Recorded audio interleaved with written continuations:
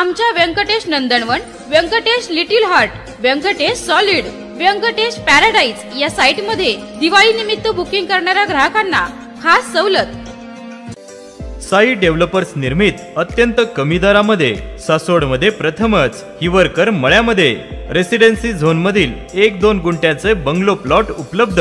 Amenities separate electric DP, drainage line, main road 40 फुटी डांबरी रस्ता, अंतर्गत 15 फुटी डांबरी रस्ता, सर्व सोयीयुक्त 1 ते 2 गुंठ्यांचे रेडी प्लॉट कमीत कमी किमतीमध्ये। सर्वसामान्य लोकांना परवडेल असे स्वप्नातले घर बंगले बांधण्यासाठी आजच संपर्क करा। साई डेव्हलपर्स, आमचा पत्ता हिवरकर मळा, सासवड, सर्वे नंबर 53/14।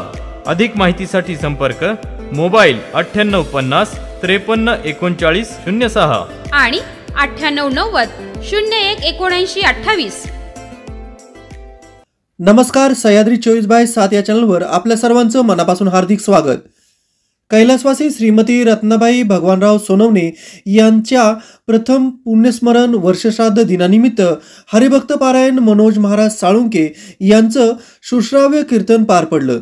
गाथेतील संत तुकाराम महाराज यांचा अभंग कीर्तनाला घेऊन आलेल्या आप्तेष्ट पाहुण्यांना हरिभक्त पारायण मनोज महाराज साळुंके यांनी मंत्रमुग्ध केलं। कुटुंबामध्ये आईचं महत्त्व काय असतं, ती परिवारामध्ये नसल्यामुळे काय होते यावर मार्मिक पद्धतीने महाराजांनी विश्लेषण केलं। कैलासवासी श्रीमती रत्नाबाई भगवान सोनवणे यांच्या पाठीमागे 2 मुलं व 2 मुली, नातवंडे असा मोठा परिवार सोनवणे कुटुंबामध्ये आहे।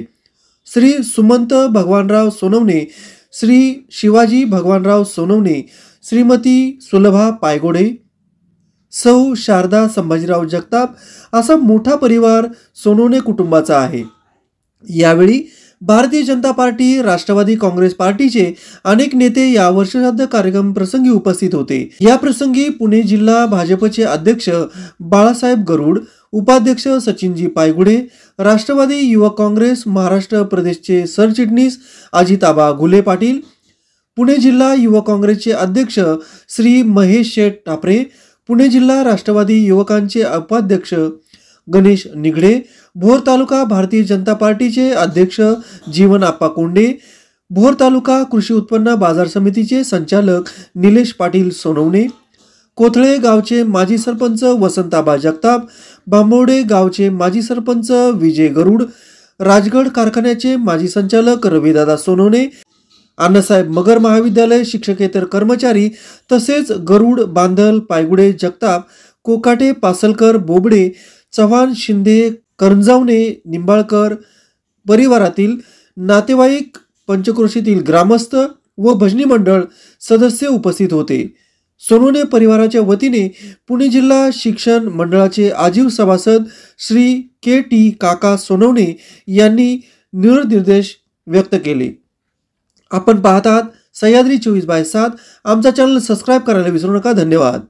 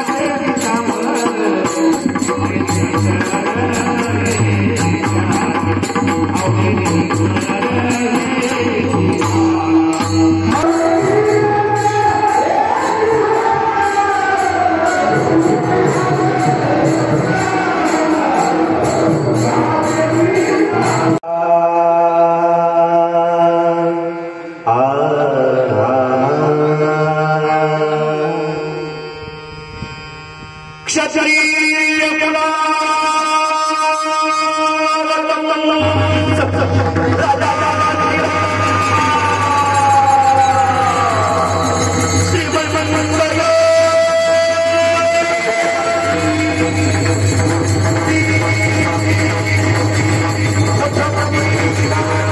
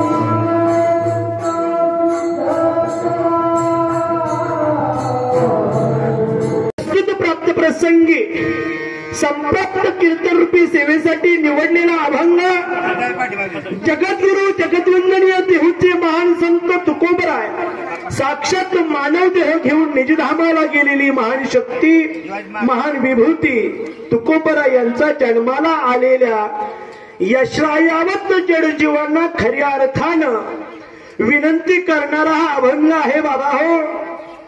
मनुष्य देह दुर्लभ जाण, मनुष्य योनी ही दुर्लभ योनी आहे आणि या योनीमध्ये जन्माला आलेला प्रत्येक जीव 83,99,999 योनी याच्यातून बहराला येऊन याच्यावरती मात करण्यासाठी ही मनुष्य योनी घडवलेली आहे बाबा. आणि हा जन्म एकदाच आहे. या सर्वांवरती मात करून ज्यानं या मृत्यूलोकामध्ये जन्माला घातलं तो विश्वविधाता पांडुरंग परमात्मा हा भगवंत याच्याशी या देहानं समरस होणं आणि समरस कशा पद्धतीने व्हायचंय आणि जन्माला घातलेले जे उपकार याच्यातून उतराई कसं व्हायचंय याच्यासाठी माऊलींनाच नव्हे तर संपूर्ण जन्माला आलेल्या संतांना आपल्या रक्ताचं पाणी केलं, श्वास न श्वास झिजवला. जीवन सगळं समाजाला जाग करण्यासाठी खर्ची केलं आणि तुकोबरायनं या अभंगातून याच जीवाला धावत असताना जगत असताना भगवंताच्या चरणी कसं विलीन व्हायचंय याच्यासाठी केलेली ही अभंगातून विनवणी आहे. विठाला विठाला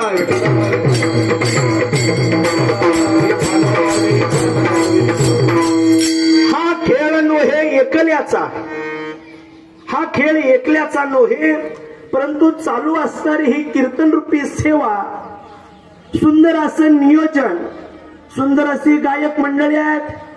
आता सर्वांचं नाव घेत नाही कारण सर्व परिचयाचे आहेत. पक्वाचे फक्त माझ्या परिचयाचे, दुसऱ्यांदाच वाजवलं कीर्तन पण नाव विसरलो. निगडे महाराज सुंदर असा पक्वाज आहे. दुसऱ्यांदा कीर्तन सेवा त्यांना वाजवली आणि पेटी मास्तरी परिचयाचे आहेत का नाही काय माहिती. ऊन लागते डोळे झाकतायत तात्या, सुंदर असं डोळे झाकले तरी स्वर बाजूला नाही, पण त्यांना असं वाटतंय याचा आवाज बसलाय म्हणजे हे स्वरात आहे का नाही ते खाल्लंवर माझ्याकडे बाकी. पण असो कसं तरी आता जसं जमेल. 8 दिवस फिरलो, 8 दिवस कार्यक्रम केले. आभाळ येते, थंडी वाजते, 8ही दिवस सगळ्या गोष्टीची बोंब. पक्वाजी आहे तर गायक नाही, गायक आहे तर सिस्टीम नाही, सगळं काय व्यवस्थित आहे तर वातावरण व्यवस्थित. असो चालू असतं ही कीर्तन रूपी सेवा. जसं जिथपर्यंत हा साथ देईल कोण आवाज तिथपर्यंत सेवा करण्याचा प्रयत्न करेल, परंतु तरी आपल्याला 12 पर्यंत जायचंय. असो सुंदर असं नियोजन आहे. वाटलं होतं की फोन करून सांगावं यस का नो, बदली द्यावं की काय, पण असो आता इथं आल्याच्या नंतर गारही गेलं आणि कणकणी गेली, फक्त आवाज कुठपर्यंत साथ देतोय. असो कारण हा खेळ ऐकल्याचं नाही, सुंदर असं सगळं काय सिस्टीमही मस्त आहे बरं का. प्रत्येक वेळेला त्यांचं आभार मानणं माझ्याकडून राहत असतं. तत्पूर्वी आजच पहिल्यांदा मानतो सिस्टीम सुंदर लावली, कारण मालकापेक्षा मालकाचा पोडगाच पुढा आहे. हा तो सिस्टीम सुंदर लावली. असो विढाला विढाला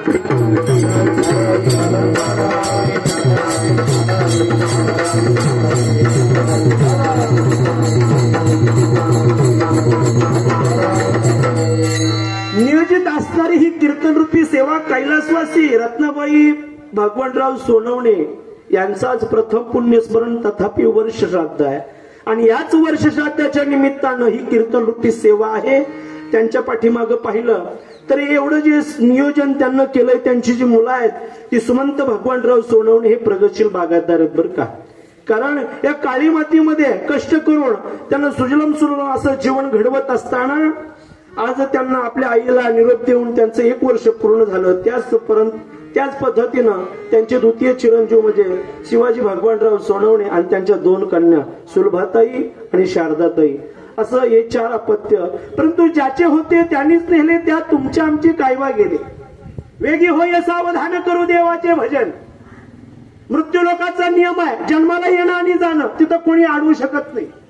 आणि 2 गोष्टी आपल्या हातामध्ये नाही, येणं आणि जाणं आपल्या हातामध्ये नाही. परंतु आल्याच्या नंतर आपण कसं जगायचं, कसं न जगायचं, काय कर्म करायचं आणि या कर्माचं फळ कसं लिहायचं आणि कसं हे भाग्यानं घडवायचं हे मात्र आपल्या हातामध्ये आहे. विठाला विठाला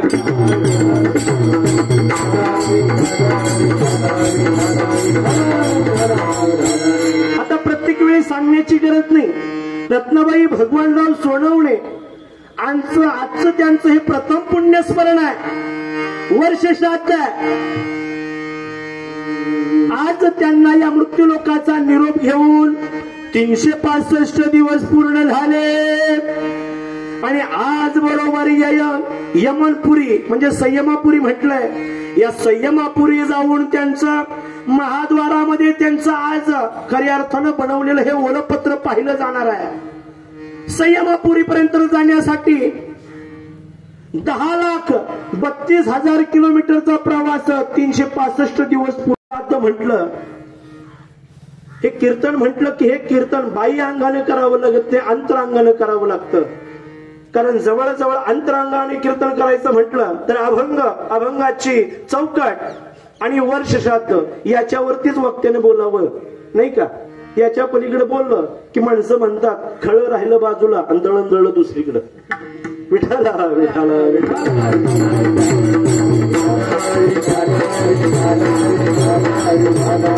कीर्तन आई आईचं म्हटलं की जे 10 वाजता आई सुरू होते ते 12 पर्यंत आईच आहे. कीर्तन वडिलांचं म्हटलं की सुरुवात 10ला बापाला होते ते 12 पर्यंत वडीलच आहे. असो, आज संयमापुरीच्या चौकटीपर्यंत गेल्याच्या नंतर, महाद्वारापर्यंत गेल्याच्या नंतर पहा, आज खऱ्या अर्थानं 10,32,000 किलोमीटरचा प्रवास आपला पूर्णत्वाला गेला. म्हणजे आपल्याला रोज 3,000 किलोमीटर चालावं लागतं. कुठं 3,000 किलोमीटर? कुठून कुठं? अरे मृत्यूलोक ते यमपुरी हा प्रवास करत असताना रोज 3,000 किलोमीटर चालावं लागतं. बरं, चालत असताना ज्याच्या संगतीमध्ये चालायचंय, ना टाळ आहे, ना मृदुंग आहे, ना नामघोष आहे, ज्यांच्या संगतीमध्ये चालायचे ते यमाचे दूत आहे. मग हे यमाचे दूत यांच्या संगतीमध्ये चालत असताना तुकोबराय सांगतात, बाबा हो, एवढा त्रास आहे, एवढं दुःख आहे, एवढा अट्टास करून तुम्हाला सांगण्यासाठी विनंती तुकोबरायांची. तुकोबराय सांगतात, यांच्या बरोबर चालत असताना ते सहज आपल्यावर गप्पा मारीत चालत नाहीत. कसं जीवन जगला, बरं जगला, किती वर्ष जगला, कसे जगला, काय काय केलं, हे विचारित नाहीत. ते आपल्याशी बोलतही नाही. त्यांचं एकच काम आहे, काय, नियोजित ठरलेली वेळ, दिवस उगवल्यापासून दिवस मावळायला जाईपर्यंत 24 तास, 12 तासाची रात्र, 12 तासाचा दिवस कटत असताना 3,000 किलोमीटरचा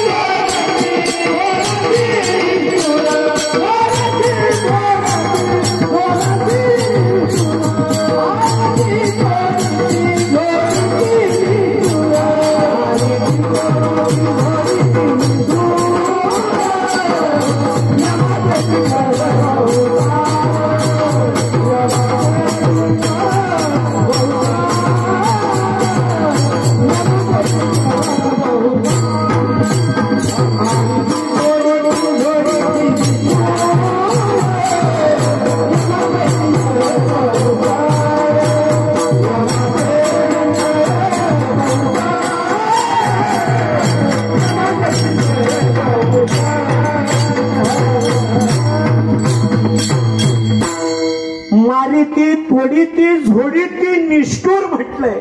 यमाचे किंकर बहुसाल, साल म्हणजे वर्ष, आणि वर्ष म्हटलं की 365 दिवस आले. मग बाबा मी दमलोय, आता मला चालणं होत नाही, ऐकलं जात नाही. त्यानं मग ते सांगत असत, बाबा तुला चालणं होत नाही, मग जोपर्यंत होता तोपर्यंत तू नीट चालला नाही. तुम्ही जर नीट चालले असते तर बाबा आमच्या ऐवजी तुम्हाला न्यायला देवदूत आले. मग ते आल्याच्या नंतर देवदूत येत असताना मोकळे येत नाहीत. येत असताना याला प्रमाण आहे, येत असताना ते पालखी घेऊन येत आहेत, आणि नसेल पालखी तर खांद्यावरून घेऊन जात आहेत. त्यासाठी कर्म चांगलं पाहिजे. मग मेल्यानंतरचा हा प्रवास बहु कठीण आहे.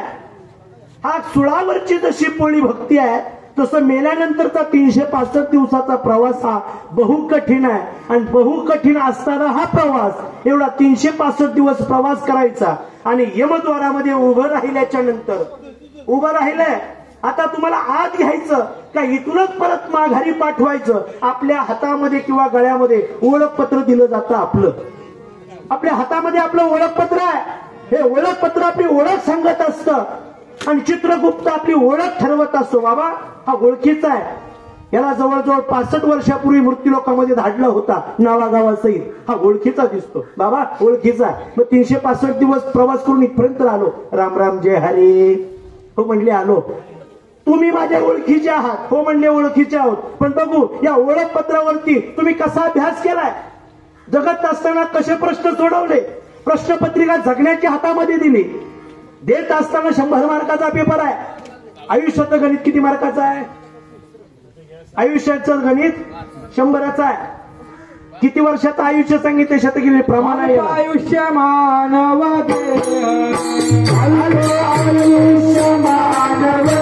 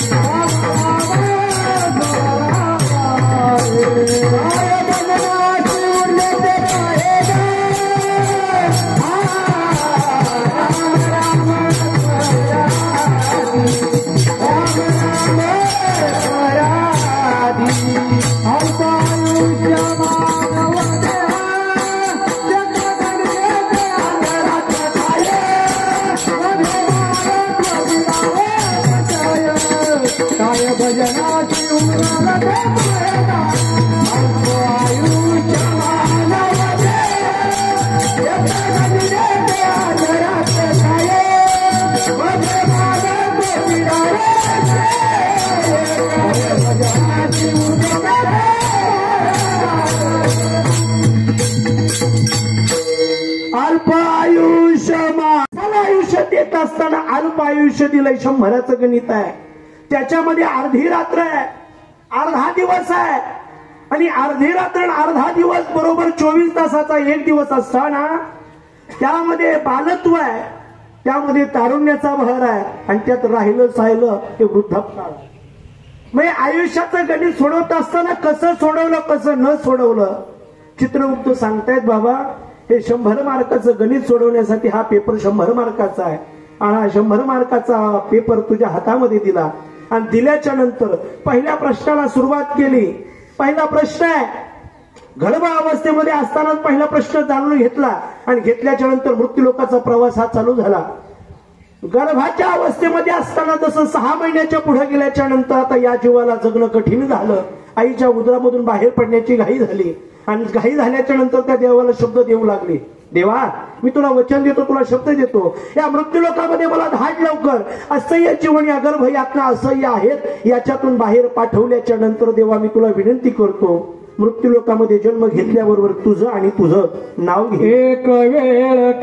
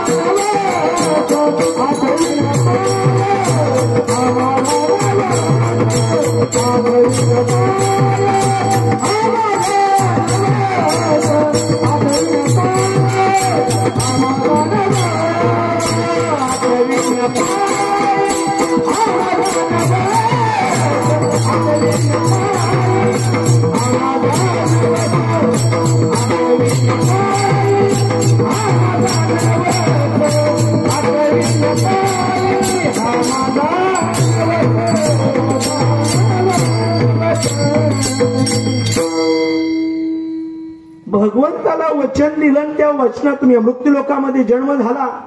आईच्या उदरातून आपण या मृत्यूलोकामध्ये अवलोकन केलं आणि अवलोकन केल्याच्या नंतर जो शब्द आपण भगवंताला देऊ केला, तो शब्द बाबा तू खरा करणार आहेस की नाही, तू शब्द दिलायस की नाही, याची प्रचिती याचं विचारणं भगवंतानं केलं. कधी विचारणं केलं? जन्म झाल्याबरोबर बाळ लगेच रडतंय का? बाळ लगेच रडतंय का? जन्म झाला की लगेच बाळाने रडणं चालू केलंय का? बोलणं चालू केलंय का? नाही. जन्म झाला, हे बाळ जिवंत आहे की नाही हे रडल्याच्या नंतर सिद्ध होत. बाळ जन्माला आलंय आणि आल्याच्या नंतर हे निश्चित पडलंय, कारण मृत्यू लोकामध्ये आलंय. आल्याच्या नंतर त्या देवाने आठवण करून दिली, बाबा जागा हो, मृत्यू लोकाचा प्रवास आलाय, चालू झाला प्रवास, जागा हो. जागा हो म्हटल्याबरोबर जागा हो. आणि मला दिलेला शब्द, मला दिलेले वचन हे तुझ्या स्वप्नात किंवा तुझ्या जागृतीत सत्य करणारा आहे की नाही हे तुझ्या लक्षात आहे की नाही. देवानं जाग केलं. आता पहा, नाही जाग झालं, नाही रडलं तर आपलं पाय हातामध्ये धरले जातात, वरती उचललं जातं आणि पाठाणीमध्ये मार दिला जातो. कुठं? पहिलं मेरूच्या शिखरी एक योगी निराकारी, मस्तक आणि हा मेरुरुंद्र या पाठीमध्ये मार दिला जातो. आणि दिल्याबरोबर जागा हो, लक्षात आहे की नाही? मग लक्षात आहे की नाही म्हटल्याबरोबर आपण पहिली सुरुवात करतो. कशी? देवा, अरे कव्हा रडायला सुरुवात करतो. वचन दिलं कव्हा? अरे केव्हा दिलं? देव म्हणले ठीक आहे, ठीक आहे, आता तर प्रश्नपत्रिका हातामध्ये. याचं गणित कसे प्रश्न सोडवशील, कसे काय करशील हे याचं गणित आपण नंतर पाहू. विसरायला देवा द्वारा झाली.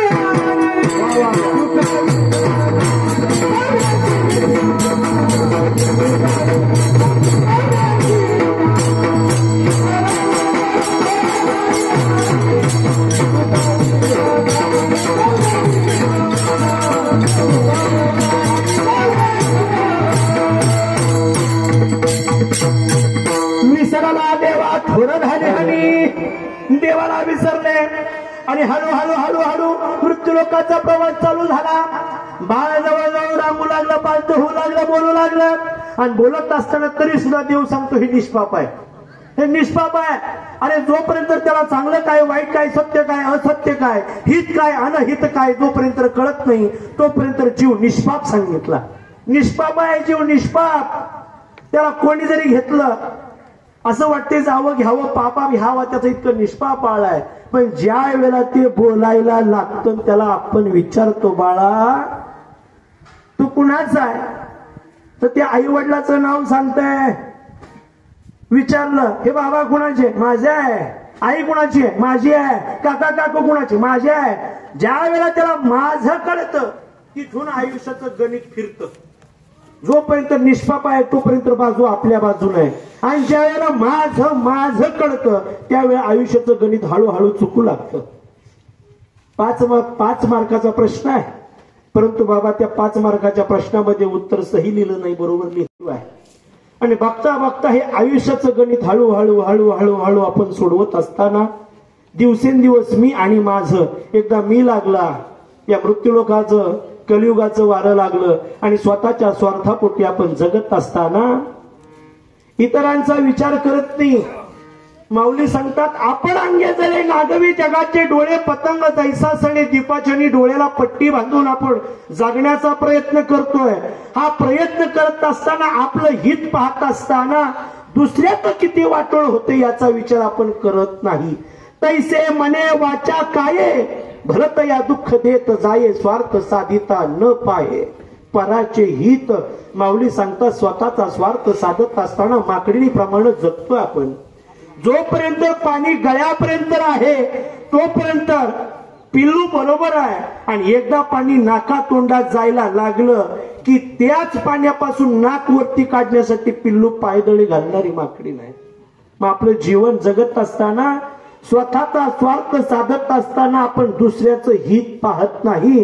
तुझं घर जळू दे पण माझं वांग भाजू दे, तुझी दाढी जळू दे पण गड्या माझी बिडी तरी पेटू दे. ही जीवाची परिस्थिती चालू होते. एकाने मोटर चालू करायचं, दुसऱ्यानं पाणी त्याने सोडलं, तो घरी गेला की दार मोडलंच. त्याचा ऊस लेट भिजला पण त्याचं 70 टन ॲव्हरेज आलं आणि ह्याचं 35.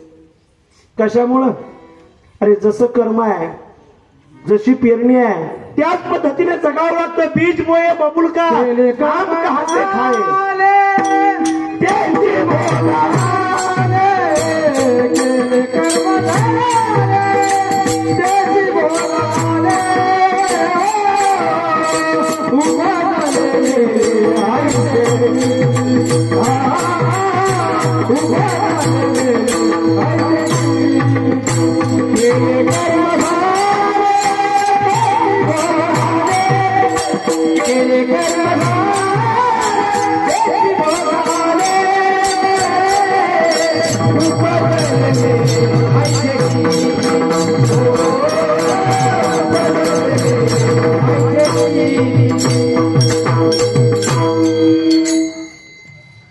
केलं कर्म झाले त्याची भोग आले, उपजले मेले आईसे किती.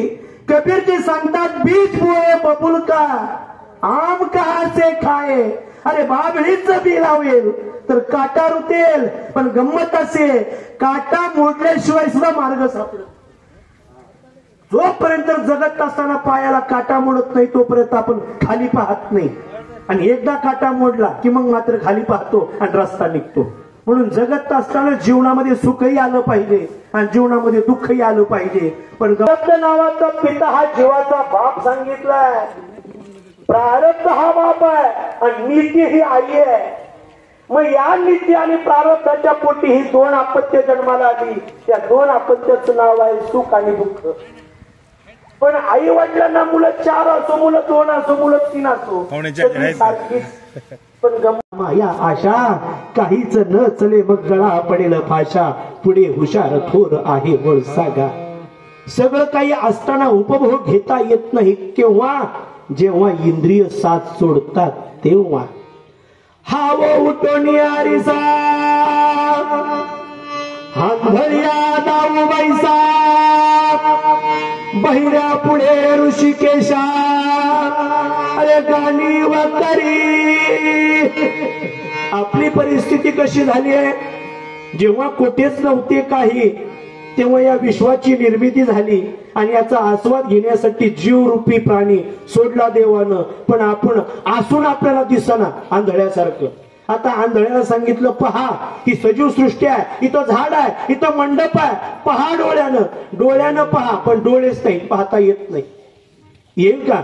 बैलाच्या पुढे किती जरी सुंदर गायन केलं, ऐका काय स्वर लावलाय, पहा काय स्वर लावलाय, पहा गाणारांचा काय स्वर आहे.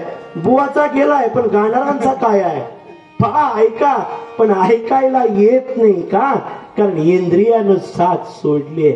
मग जोपर्यंत इंद्रियात तादात्म्य आहे तोपर्यंत सावध व्हा. इंद्रियानं साथ सोडून मला कीर्तनाला यायचे. कशाला? कीर्तन मोडलं तरी दोघही आपण पोचायचो नाही. एकदा इंद्रियानं देहावरचं तादात्म्य संपलं की किती जरी मनानं उचल खाल्ली ना की नाही नाही भोगतो ना घडे संचित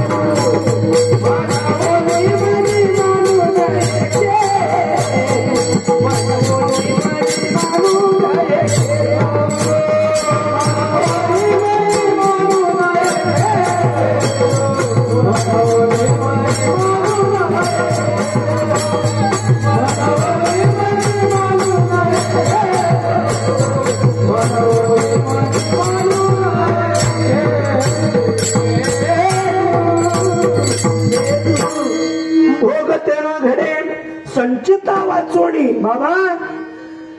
आयुष्यामध्ये जन्माला आल्यानंतर जो भोग आहे तो संचिताच्या व्यतिरिक्त घडत नाही. जसं संचित आहे जे ललाटीने लिहिले नमुडेगा काही केले काळे गोरेपणा धुतले फिटोने बाबा. जे संचितामध्ये लिहिलंय ते घडणार आहे. पण हे संचितामध्ये लिहिलेला भोग असेल कर्म असेल क्रिया असेल याच्यामध्ये सुद्धा बदल होण्याचा क्रिया माना संचिताचा भोग प्रारब्ध क्रिया मान संचिताचा भोग प्रारब्ध क्रिया मान संचिताचा भोग प्रारब्ध क्रिया मान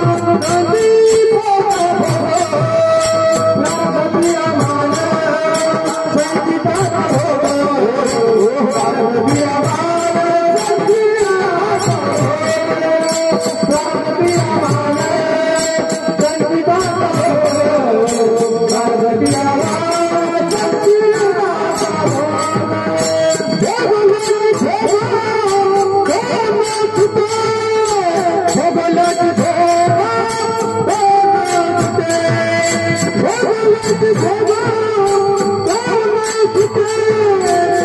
प्रारब्ध क्रिया मान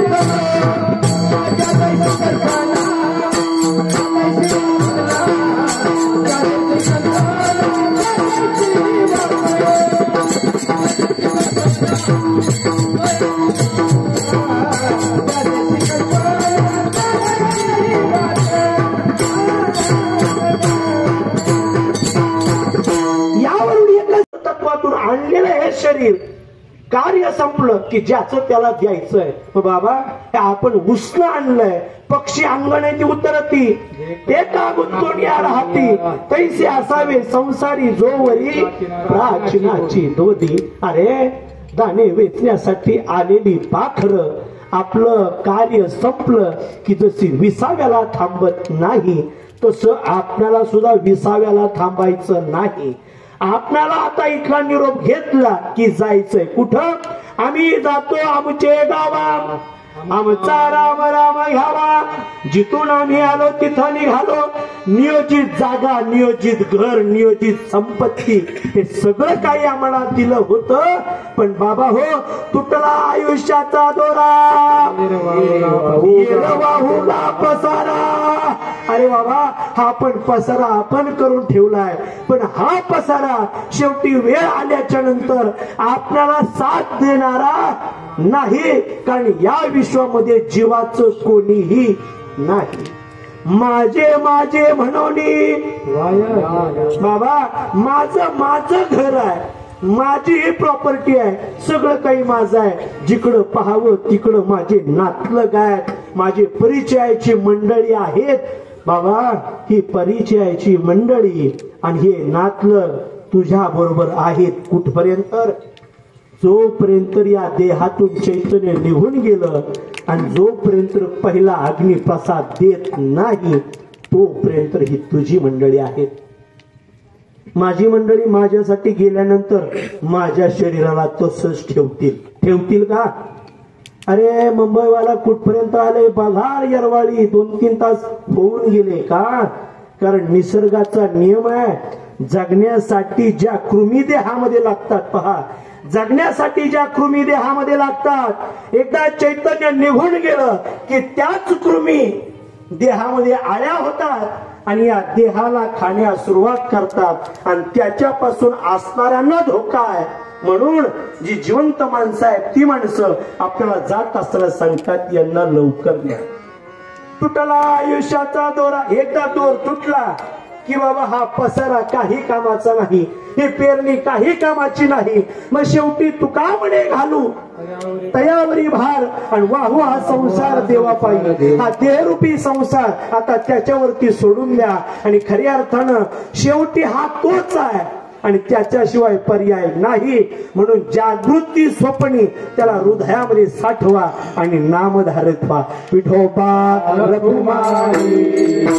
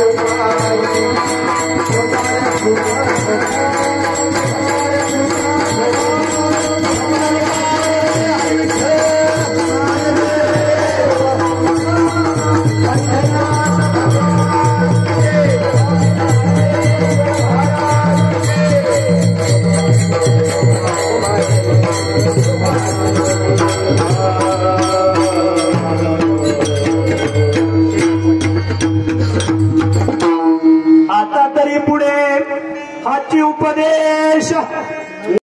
तर 2-2 दिवस, 4-4 दिवस नव्हे, आठवडा चूल आणि अग्नी यांचा स्पर्श एकमेकांना होत नव्हता. काय म्हटलं, तुकोबरायांची परिस्थिती जर पाहिली तर आदिवासी रत्नाबाई भगवानराव सोनवणे या आजींचा आज प्रथम पुण्यस्मरण तथापि वर्ष श्राद्ध.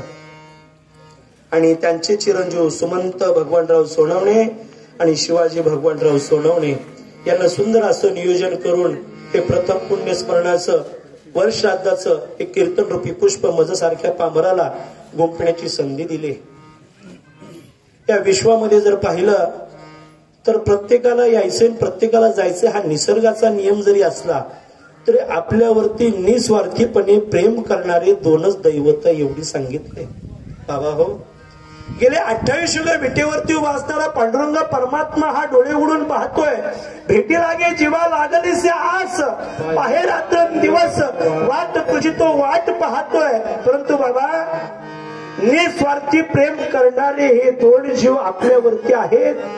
भगवंताला प्रत्येकाच्या जवळ जाता येत नाही, म्हणून भगवंतानं हे 2 देव आपल्या जवळ पाठवले. पहा, कौशिक ब्राह्मण आहेत आणि त्यांनी एवढी तपश्चर्या केली. 1-2 मिनिटाचा वेळ घालवतो. आई वडिलांची किंमत तपस्वीपेक्षा सुद्धा जास्त आहे, त्याचं फळ जास्त आहे. तपस्वी आहेत कौशिक ऋषी आणि त्या कौशिक ऋषीचं तप चालू होतं, समाधी लागली होती. पण ज्या झाडाखाली त्यांची समाधी लागली त्या झाडावरती एक बगळीण बसलेली आहे. ती बसलेली बगळीण, आपला थवा तिच्याकडून चुकला गेलाय, ती चुकली आणि चुकल्यामुळं आपल्या बरोबरचे साथीदार चुकलेत म्हणून त्यांची वाट पाहत ती झाडावरती बसलेली बगळीण आहे आणि कौशिक ऋषी त्याच झाडाखाली समाधिस्थ आहे. पण ही बगळीण आवाज देते आपल्या सहकार्यांना. आवाज देत असताना तिच्या कर्कश आवाजानं कौशिक ऋषींची समाधी भंग होऊ लागली. पुन्हा पुन्हा ती आवाज देते, पुन्हा पुन्हा समाधी भंग होते. समाधी भंग झाली आणि कौशिक ऋषींना डोळे उघडले आणि उघडले त्या बगळीणीकडे पाहिलं. ती बगळीण का चुकली होती तर त्या बगळीनं आपल्या निवासस्थानी आपल्या घरट्यामध्ये नुकत्याच 2 पिलांना जन्म दिला होता आणि थवा वेळ प्रसंग अवधान पाहून त्याच्यातून लवकर येण्याचा प्रयत्न तिने केला, पण वाट चुकली. आपल्या साथीदारांना सोडून पिलांच्या ओढीनं ती लवकर निघाली, पण वाट चुकलेली ती बगळीण त्या झाडावरती बसली. तिला वाट सापडत नाही, घरट सापडेना. ती जोडीदारांचं सहकार्याची वाट पाहते. परंतु इथं कौशिक ऋषीची समाधी भंग झाली, राग अनावर झाला आणि कौशिक ऋषींना त्या डोळ्यानं बघितलं पाहिलं.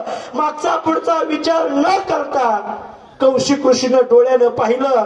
जे तप होतं ते तप डोळ्यामध्ये उतरलं ना अग्नीनं त्या बगळीला भस्म केलं. तिची राख कौशिक ऋषींच्या समोर पडली. ती बगळीन चुकली. ती बगळीन लवकर थव्यातून निघाली का? कारण तिची पिल्लं वाट पाहत होती. कौशिक ऋषींची समाधी भंग झाली. आता समाधी लावायची नाही, कमंडल उचलून गावामध्ये फेरफटका मारून यावं. आता कौशिक ऋषींना वाटलं तपाच्या जोरावरती डोळ्यात अग्नी तयार होतो, याचा अर्थ सामर्थ्य आहे. आणि ते जात असताना, चालत असताना, जात असताना एका घरातून गेले, घराच्या शेजारून गेले. त्यांना आवाज दिला, भिक्षाम देही. आवाज आला. एकदा आवाज दिला. भिक्षा मागणाऱ्याला सुद्धा 3 वेळाच मागायचा हा नियम आहे. एकदा मागितला, आवाज ऐकून कोणी येत नाही. दुसऱ्यांदा आवाज दिला पण येत नाही. त्या घरामधल्या स्त्रीला आवाज आला, परंतु ती स्त्री आपल्या पतीची सेवा करण्यामध्ये रत होती, मग्न होती. पतीची सेवा करत असताना मग्न होती. परंतु तिसऱ्यांदा आवाज येण्याच्या अगोदर ती बाहेर आली. आणि बाहेर आल्याच्या नंतर त्या स्त्रीनं त्या कौशिक ऋषींना पाहिलं, सांगितलं, मला याला थोडा वेळ झाला, कारण मी पतीची सेवा करण्यामध्ये रत असल्यामुळं मला याला वेळ झाला. कौशिक ऋषींच्या मनामध्ये आलं, अरे पतीची सेवा करण्यामध्ये रत असणारी स्त्री, पण तिच्या द्वारावरती खऱ्या अर्थानं एवढा साधू मोठा, समाधीला बसणारा एवढा मोठा ऋषी आला आणि त्याची बरोबरी हिने पतीशी केली आहे. राग अनावर झाला आणि डोळे लालबुंद झाले. पण ती स्त्री सांगते, महाराज तुमचे डोळे कितीही लालबुंद होऊ द्या, मला तुम्ही भस्म करू शकत नाही. जसं त्या बगळीनीला भस्म केलं तसा तुम्ही मला जाळू शकत नाही, कारण मी महान पतिव्रता आहे. तुम्ही त्या बगळीनीचं पातक तुमच्या डोक्यावरती घेतलं, तिची 2 पिल्लं उपवासी आहे, तिची 2 पिल्लं आज अनाथ तुम्ही केली. कौशिक ऋषींना जरा दुःख झालं, हृदय पेलवलं, बाबा आपल्याकडून काय घडलं. हा राग अति अनावर झाला आणि या रागापोटी मी निष्पाप मुलांना अनाथ केलंय. पण या स्त्रीला हे गणित कळालं कसं? मी बगळीन आणि मी दोघच होतो, हिला कळालं कसं? सांगितलं, अरे पतीची सेवा करणारी रत असणारी स्त्री, तिला आत्मज्ञानाची प्रचिती हा भगवंत करून देत असतो. मला तुमच्या तपाची गरज नाही. तुम्हाला जर वाटत असेल देव काय काय करतो, तर तुम्ही पुढे जा. एक धर्मद्वंद्वी असणारा एक व्यक्ती आहे, तो तुम्हाला देव काय करतो ते सांगेल. धर्मद्वंद्वी असणारा व्यक्तीचा शोध घेत असताना गेले. कुठं आहे म्हणले, त्याचं चौकामध्ये दुकान आहे. कशाचं म्हणले, मांस विक्री करण्याचं त्याचं दुकान आहे. तो धर्मद्वंद्वी आहे, धर्माच्या विरोध आहे. आता को धर्माची तस्य लक्षण विधिचते वेते यगाधिके धर्मात लक्षण वेद प्रतिपाद्य प्रयोजन वदर्थ. हा धर्माच्या विरोधात असणारं प्रयोजन त्याचं म्हणजे मांस विक्री करणं त्याचं काम आहे. त्या दुकानापाशी आला आणि नुकताच श्रावण महिना संपला होता आणि गिरायकांची येरझार होती. औषध द्या. या 2 देवांचं पूजन करतो म्हणून मला आत्मज्ञानाची प्रचिती होते. माझा दृष्टांत संपला. गेले 28 युग विटेवरती उभा असणारा पांडुरंग परमात्मा आपली आस लावून वाट पाहतो, मुळीच जाऊ नका. कारण आई वडील केवळ कासी तेने न जावे कीर्तासी. ज्याचे आई वडील हयात आहेत त्यांनी जर त्यांची सेवा केली तर आत्मज्ञानाची प्रचिती स्वतः भगवंत आपल्याला करून देतो. ज्ञानेश्वर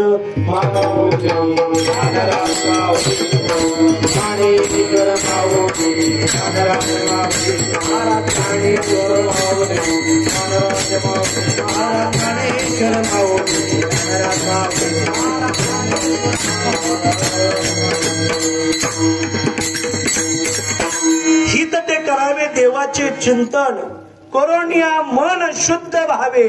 आणि शेवटी तुकोबराय सांगतात, तुका म्हणे हित होय तो व्यापार, कला काय फार शिकवावे. असो बोलता बोलता धावता धावता अभंगाचा भावार्थ मांडता मांडता नियोजित वेळेमध्ये कीर्तन सेवा इथपर्यंत आणून पोहोचवले.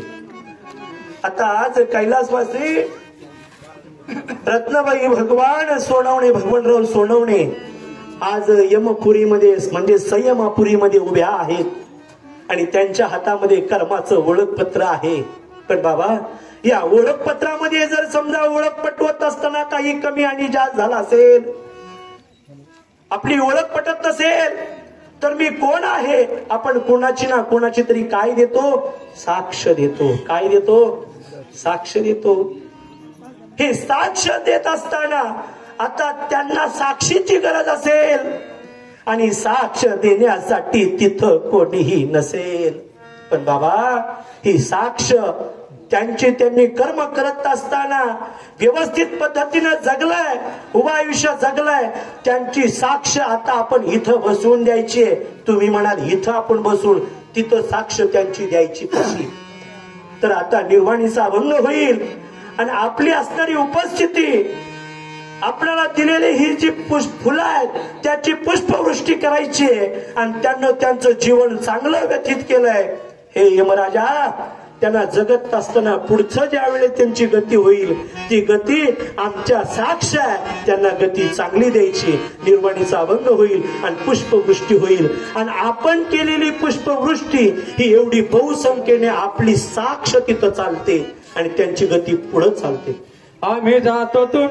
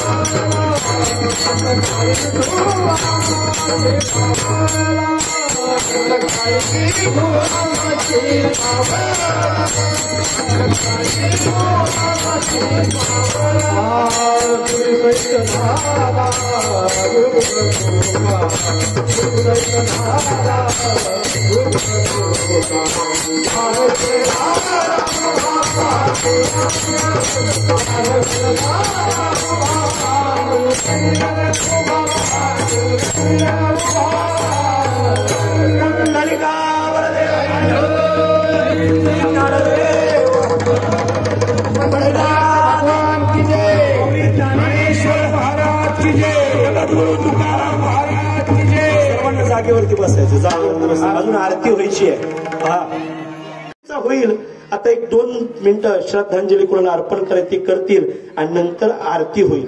आरती झाल्यावर का करा.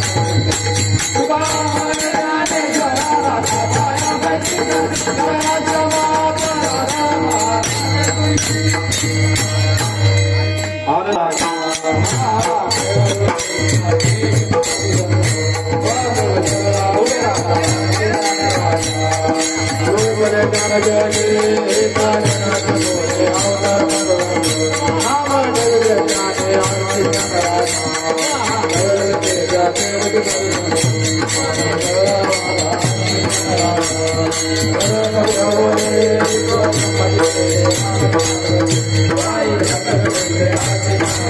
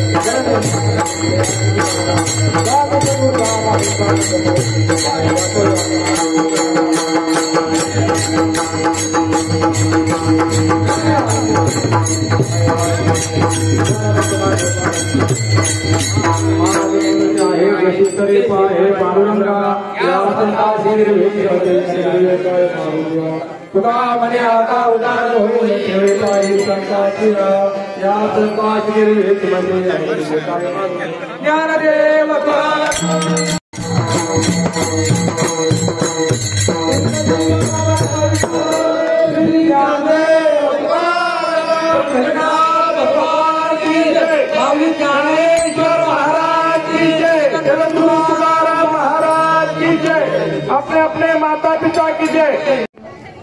जीवनाप्पा कोंडे पाहुणे यांना विनंती करतो की आपण भावपूर्ण श्रद्धांजली अर्पण करायची. जीवनाप्पा कोंडे. सोनवणे परिवाराच्या आदर्श माता श्री जिजाबाई सोनवणे त्यांचं गेल्या वर्षी आमच्यातून जाणं झालं आणि त्यांच्या प्रथम वर्ष श्राद्धानिमित्त सोनवणे परिवाराचे जमलेले अपेष्ट नातेवाईक सगळे सोडले आपण सर्वच जण त्यांच्या दुःखामध्ये सहभागी आहोतच.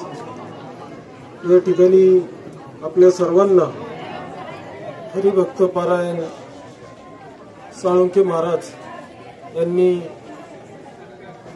जीवन जगण्याचा अर्थ सांगितला. खरं तर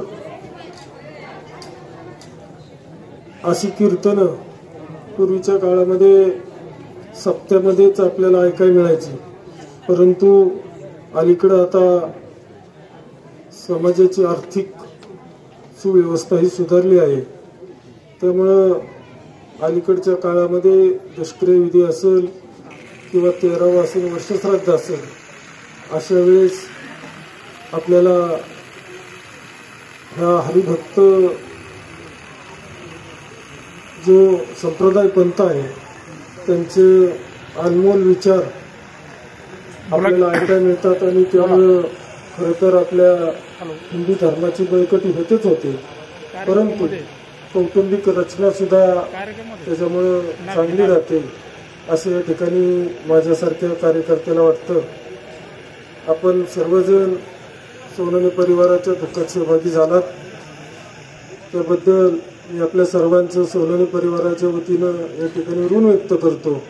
या ठिकाणी भारतीय जनता पार्टीचे आमचे नेते बाळासाहेब गरुड उपस्थित आहेत, राष्ट्रवादी काँग्रेसचे नेते गणेशजी निगडे असतील, पुणे जिल्हा काँग्रेस कमिटीचे युवाचे अध्यक्ष आमचे महेशजी टापरे असतील, राष्ट्रवादीचे युवा नेते धनंजय जगताप असतील, आमचे राजगड साखर कारखान्याचे संचालक सोनवणे असतील, सर्वच मंडळी, सर्वांचा नामोल्लेख घेणं काही शक्य होणार नाही, परंतु सर्वांच्या वतीनं या ठिकाणी ईश्वरचरणी प्रार्थना करतो की ईश्वरा या पवित्र आत्म्याचा जो प्रवास तुझ्यापर्यंत या वर्षभरात झालाय त्या पवित्र आत्म्याला पुन्हा एकदा याच कुटुंबात जन्म देऊ अशी आपल्या सर्वांच्या वतीने इच्छा व्यक्त करतो आणि माझ्या दुःखाच्या 2 शब्दांना या ठिकाणी पूर्णविराम देतो.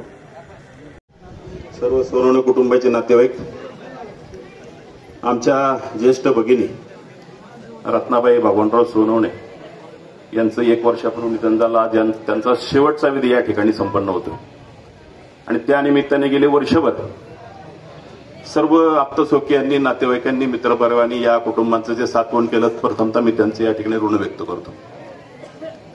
आमच्या या ज्येष्ठ भगिनी या सोनवणे कुटुंबामध्ये आल्यानंतर आपल्याला सर्वांना माहितीच आहे, अनेक नातेवाईकांना माहिती आहे, भगवानदाजींनी सरपंच या नात्याने अनेक वर्ष या गावाची सेवा केली, समाजाची सेवा केली. आणि त्यांच्या जाण्यानंतर या आमच्या भगिनी रत्नाबाई उर्फ जीजी या कुटुंबाला जे संस्कार आणि या कुटुंबाची संस्कृती टिकवून ठेवली, याच्यामध्ये या आमच्या बाईंचा खूप हात आहे. आणि म्हणून आमच्या सुद्धा गरुड परिवारामध्ये आम्ही जवळपास 35-36 भावंड असताना कधी या मातेजवळ, या भगिनीजवळ आलो असता नेहमीच चांगला मोलाचा सल्ला, घरामध्ये भांडणं करू नका, तंटे करू नका, एक चांगला मोलाचा सल्ला नेहमीच कधी येणं व्हायचं त्यावेळेस या आमच्या ज्येष्ठ भगिनीकडून मिळायचा. आणि तसेच संस्कार आपल्याला या मुलांच्या ठाई ठाई दिसतात. मग सुमंताप्पा असो, भगवानदाईंच्या नंतर हा छोटासा व्यापार दुकान चालू ठेवून जोडीला शेती व्यवसाय असा आप्पा करत आहेत. दुसरे चिरंजीव शिवाजीराव एका चांगल्या शिक्षण संस्थेमध्ये, पुणे जिल्हा शिक्षण मंडळामध्ये त्यांचं कर्तव्य बजावत आहेत. त्याचप्रमाणे त्यांच्या मोठ्या भगिनी म्हणजे आमच्या सुलभाताई या ठिकाणी या प्रपंचाला अतिशय सुंदररित्या म्हणजे एका आईच्या नात्याने या सर्व मुलांच्या या प्रपंचामध्ये त्यांना साथ देत आहेत. चौथी मुलगी आमच्या जिजेबाईंची शारदा ही ज्ञानदानाचं काम करतीये, जिल्हा परिषद शिक्षिका म्हणून काम करतीये. असं सुंदर कुटुंब, अतिशय छान खेळकर, संस्कार संपन्न अशी नातवंड या घरामध्ये नांदतायत. आणि म्हणून यांनी यापुढे या मातेचा आदर्श डोळ्यासमोर ठेवून त्यांच्या पुढील जीवनामध्ये जीवन व्यतीत करत असताना आमचे भगवानदाजी आणि रत्नाबाई या दोही उभयतांचा संस्कार आणि संस्कृती या घरामध्ये जपावी. आणि हीच खरी आपल्या सर्वांकडून या प्रथम पुण्यस्मरणाच्या दिनाच्या निमित्तानं त्यांना श्रद्धांजली ठरेल.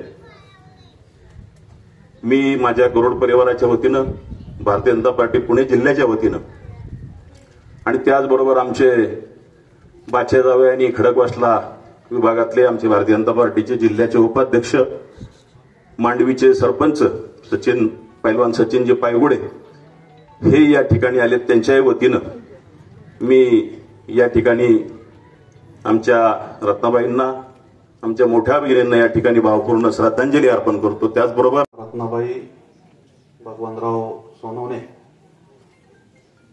यांच्या प्रथम पुण्यस्मरणानिमित्त या संपूर्ण परिवारावर प्रेम करणाऱ्या बंधू आणि भगिनींना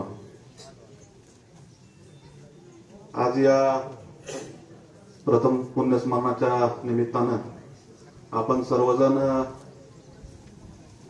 1 वर्षापूर्वी जी या घरामध्ये दुर्दैवी घटना घडली होती त्यातून त्या परिवाराला सावरण्यासाठी आपण सर्वांनीच त्यावेळेस वेळोवेळी ह्या कुटुंबाला साथ दिली. आज पण आपण या परिवारावरील प्रेमापोटी आज इथं उपस्थित आहोत. खऱ्या अर्थानं वर्षश्राद्ध किंवा प्रथम पुण्यस्मरण हे त्या व्यक्तीने आपल्या सहवासामध्ये जे काय आपल्या बरोबर काही अनुभव व्यक्त केलेले असतात किंवा त्यांच्याबरोबर जे आपल्याला काही अनुभव आलेले असतात त्याचं स्मरण करण्याचं आणि त्यातून काहीतरी शिकण्याचा आजचा दिवस असतो. खऱ्या अर्थानं बाळासाहेबांनी आता सांगितलं की त्यांच्या त्या भगिनी आहेत आणि वेळोवेळी त्यांच्यापाशी आल्यानंतर त्यांच्या प्रेमाचा अनुभव आणि त्यांच्या प्रेमाचा जो एक स्वभाव होता तो बाळासाहेबांनी घेतलेला आहे. खऱ्या अर्थानं आज या मातेचे संस्कार आहेत की त्यांची दोन्ही मुलं म्हणजे सुमंताप्पा असतील, शिवाजी सर असतील, समाजकारण असो, राजकारण असो किंवा विविध क्षेत्रामध्ये कुठल्याही अडीअडचणीमध्ये धावून जाणारी ही व्यक्तिमत्व आहे. हे संस्कार या मातेने त्यांना दिलेले आहेत आणि हाच वारसा या प्रथम पुण्यस्मरणाच्या किंवा वर्षश्राद्धाच्या दिवशी त्यांच्याकडून कायम ठेवण्यात येईल अशी आणि हीच या मातेला भावपूर्ण श्रद्धांजली असेल असं माझ्यासारख्या कार्यकर्त्याला वाटतं. माझ्या समस्त निगडे परिवारातर्फे बोर तालुका राष्ट्रवादी काँग्रेस पार्टीच्या सर्व कार्यकर्ते आणि पदाधिकाऱ्यांच्या वतीने आणि आपल्या सर्वच उपस्थितांच्या वतीने या मातेला मी भावपूर्ण श्रद्धांजली वाहतो आणि ते आपल्यातून गेलेले आहे. प्रपंचामध्ये प्रपंच करत असताना त्यांच्यावर अनेक आघात झाला, पण सर्वात मोठा आघात झाला त्या नानांच्या जाण्याने. नाना हे लवकर गेले, भगवानांना ऍक्सिडेंटमध्ये गेले, अपघातामध्ये गेले. पण कुटुंबाला सावरण्याचं काम श्रीमती रत्नाबाईंनी अतिशय चांगल्या प्रकारे केलं. 2 मुलं असतील, 2 मुली असतील, सर्वांना आपल्या परीने जे काही संस्कार करायचे होते ते संस्कार केले, वळण लावलं, शिक्षण दिलं. नानांच्या नंतर सर्वांची लग्नही झाली आणि हा कुटुंब प्रपंच त्यांनी अतिशय चांगल्या प्रकारे उभा केला. त्याच्याबद्दल मी त्यांना आपल्या सर्वांच्या वतीने, विशेषतः सोनवणे कुटुंबियांच्या वतीने श्रद्धांजली वाहतो. एक सार महाराजांनी, साळुंके महाराज आपले शेजारचे पांड्याचे, साळुंके कंपनी, बोबडे कंपनी अशी जवळची सगळी आपली मंडळी, तर महाराजांनी एक जो रसाळवाणीने ते कीर्तन सांगितले, अतिशय चांगले त्यांनी रेफरन्स दिलेले आहेत. विशेषतः त्यांचा जो रेफरन्स मला एक तो फार आवडला की तुम्ही देवाला जाण्याच्या ऐवजी आई वडील पितृभव मातृभव समजून त्यांची सेवा करा. हा फार मोठा संदेश त्यांनी कीर्तन आणून दिलेला आहे. आणि तो संदेश सुमंत आप्पा आणि शिवाजी उर्फ गौडू यांनी त्यांच्या मुलींनी चांगला अंमलात आणला. शेवटपर्यंत वहिनींची चांगल्या प्रकारे सेवा केली. त्याबद्दल त्यांचं कौतुक करावं. हे कुटुंब अतिशय व्यवस्थित चाललेलं आहे.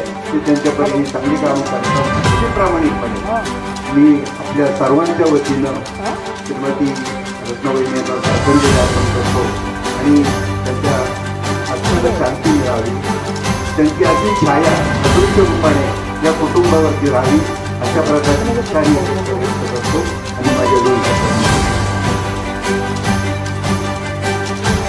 रामकृष्ण हरिकथा. या ठिकाणी आमच्या सर्वांचे खरंच म्हणजे खंबीर नेतृत्व असणारे आमचे काका, या काकांच्या हस्ते आजचे कीर्तनकार हरिभक्तपरायण मनोज महाराज साळुंके आमच्या सर्वांचे खूप आवडते. यांना या ठिकाणी काकांच्या हस्ते या ठिकाणी श्रीफळ आणि हरिपाठाचे पुस्तक देऊन ऋण. बोला कुंडली कवरदेव हरिठल श्री